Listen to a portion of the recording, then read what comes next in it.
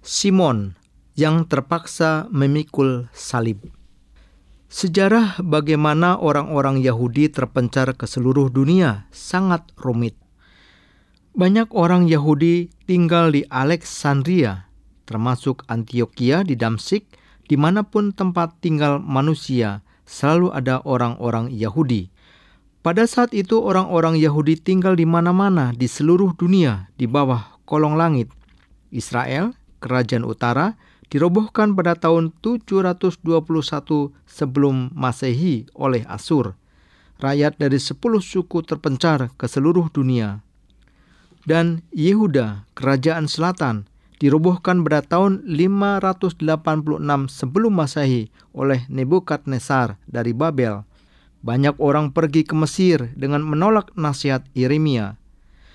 Orang-orang Yahudi yang memiliki sejarah seperti itu menjadi terkenal sebagai bangsa yang terpencar ke seluruh dunia. Melalui kisah Pentakosta dalam Kisah Para Rasul, kita dapat mengetahui orang-orang Yahudi terpencar ke daerah yang begitu luas. Waktu itu di Yerusalem diam orang-orang Yahudi yang saleh dari segala bangsa di bawah kolong langit. Ketika turun bunyi itu, berkerumunlah orang banyak. Mereka bingung karena mereka masing-masing mendengar rasul-rasul itu berkata-kata dalam bahasa mereka sendiri. Mereka semua tercengang-cengang dan heran, lalu berkata, "Bukankah mereka semua orang berkata-kata itu orang Galilea? Bagaimana mungkin kita masing-masing mendengar mereka berkata-kata dalam bahasa kita sendiri, yaitu bahasa yang kita pakai di negeri asal kita? Kita orang Partia, Media, Elam, penduduk Mesopotamia, Yudea dan Kapadokia, Pontus dan Asia, Frigia dan Pamfilia, Mesir dan daerah-daerah Libya yang berdekatan dengan Kirene, pendatang-pendatang dari Roma, baik orang Yahudi maupun penganut agama Yahudi, orang Kreta dan orang Arab, kita mendengar mereka berkata-kata dalam bahasa kita sendiri tentang perbuatan-perbuatan besar yang dilakukan Allah.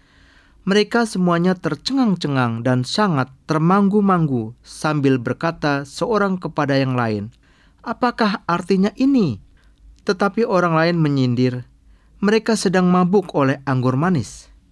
Kisah Para Rasul 2 ayat 5-13. Simon adalah orang Yahudi yang tinggal di Kirene dan datang ke Yerusalem untuk beribadah. Mungkin dia sudah lama menabung uang untuk ziarah ini, dan dia datang ke Yerusalem dengan hati yang berdebar. Dari Kirene sampai ke Yerusalem memang perlu biaya yang besar, dan jaraknya sangat jauh secara geografis. Kirene, kota yang terletak di sebelah timur dari Teluk Solut, di pantai utara Libya, ibu kota provinsi Kirenaika. Kota ini didirikan pada tahun 632 sebelum Masehi oleh orang-orang Doria, salah satu suku dari orang Yunani. Sampai tahun 440 sebelum Masehi, berkembang sebagai kota penjajahan oleh Yunani. Kemudian masuk ke bawah pemerintahan kerajaan Ptolemy di Mesir, dan akhirnya disatukan ke Roma pada tahun 96 sebelum Masehi. Pada tahun 365 Masehi terjadi gempa bumi di daerah ini. Pada tahun 642 direbut oleh Muslim dan reputasinya hilang. Sekarang menjadi satu daerah dalam Libya. Orang-orang Yahudi mulai tinggal di Kirene sejak tahun 300 sebelum Masehi. Jadi pada zaman Yesus, orang-orang Yahudi yang tinggal di Kirene cukup banyak. Simon pada Paskah tahun itu naik ke Yerusalem. Kebetulan dia berada di perjalanan salib Tuhan Yesus. Dia dipaksa untuk memikul salib Tuhan Yesus yang telah lelah dan capek. Biasanya ketika orang yang terhukum mati di bawah, 4 orang prajurit menemaninya di sebelah kiri dan kanannya. Tetapi karena Tuhan Yesus telah dicambuk banyak pada waktu subuh dan mencurahkan banyak darah, maka ia terus jatuh dan kurang berdaya untuk berjalan. Prajurit Roma terus mencambuknya, tetapi semakin ia dicambuk, bukannya makin sadar, malahan membuat ia jatuh dan tidak bangun. Prajurit Roma yang melihat itu menyentuh bahu Simon dengan tombak dan berkata, "Kamu, pikul salib ini." Dengan terpaksa salib itu dipikulkannya ke atas bahu Simon. Simon pasti kurang enak dan tidak suka. Mungkin juga bisa berpikir, sial nasib hari itu. Setelah itu tidak ada catatan bagaimana dia menjadi percaya Yesus. Tetapi ketika Markus menulis Injil, dia serta anak-anak lelakinya telah menjadi orang-orang terkenal dalam gereja. Alexander dan Rufus sudah dikenal oleh semua orang di gereja Roma.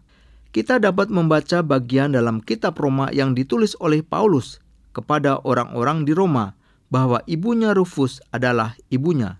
Salam kepada Rufus, orang pilihan dalam Tuhan, dan salam kepada ibunya yang bagiku adalah juga ibu. Roma 16 ayat 13.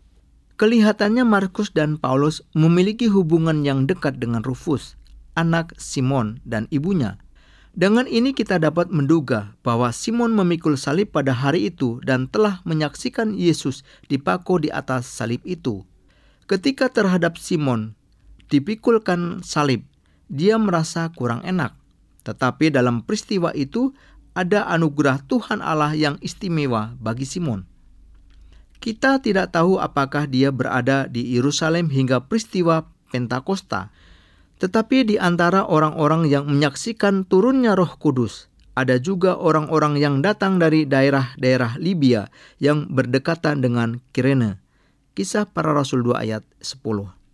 Dalam Kisah Para Rasul, muncul nama beberapa nabi dan pengajar di gereja Antioquia. Di antaranya ada Simeon yang disebut Niger dan Lukius, orang Kirene. Niger adalah sebutan bagi orang-orang berkulit hitam. Mereka sedang melayani sebagai pengajar di gereja, dan Paulus menghormati dan dekat dengan Simon ini dan istrinya. Umur Rufus dan Alexander hampir sama dengan Paulus. Simon dan istrinya, yaitu ibunya Rufus, membantu Paulus yang hidup lajang.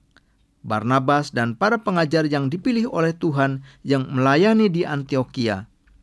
Kemudian Simon karena tua, dia pergi ke kerajaan sorga. Kemudian Alexander dan Rufus membawa ibunya ke Roma menjadi pekerja yang penting di gereja Roma. 12 murid semua terpencar dan Tuhan ditinggal sendirian dalam penderitaan. Pada saat itulah mulai pelayanan Simon. Meskipun dia terpaksa memikul salib, laki-laki yang berkulit hitam ini memiliki pengalaman ziarah yang paling bermakna dan berharga di antara orang-orang yang berziarah ke Yerusalem pada Paskah tahun itu. Imam besar dan ahli-ahli Taurat di Yerusalem tidak mengenal Yesus dan memakukan Yesus ke salib. 12 murid yang sama-sama merasakan kesenangan dan kesusahan selama 3 tahun meninggalkan Tuhan dan melarikan diri untuk keselamatan diri sendiri. Namun Simon orang Afrika memikul salib menggantikan Tuhan, menemaninya dalam perjalanan ke Bukit Golgota. Kadang-kadang walaupun terpaksa, perlu juga melakukan perbuatan yang baik untuk orang lain.